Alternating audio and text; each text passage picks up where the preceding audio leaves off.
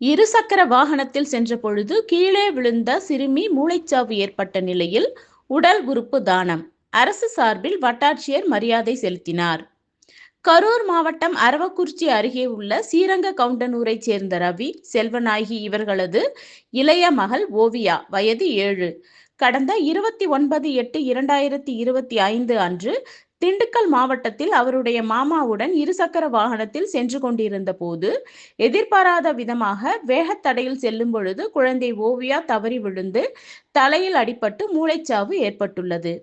ஓவியாவின் உடல் உறுப்பினை கோவை மாவட்டத்தில் உள்ள KMC மருத்துவமனையில் இன்று குடும்பத்தினரின் ஒப்புதலுடன் உடல் உறுப்புகள் தானம் செய்யப்பட்டது. இதில் கண்கள், சிறுகுடல், பெருங்குடல், கல்லீரல், சிறுநீரகம் ஆகியவை தானம் செய்யப்பட்டது. உயிரிழந்த ஓவியாவின் உடல் கரூர் மாவட்டம் அரவக்குறிச்சி சட்டமன்ற தொகுதிக்கு உட்பட்ட ஸ்ரீரங்க கவுண்டனூரில் உள்ள அவரது இல்லத்தில் வைக்கப்பட்டிருந்தது. உடல் உறுப்பு தானம் வழங்கிய ஓவியாவிற்கு அரசு சார்பில் அரவக்குறிச்சி வட்டாட்சியர் மகேந்திரன் உள்ளிட்ட அரசு அதிகாரிகள் மாலை அணிவித்து மரியாதை செலுத்தினர்.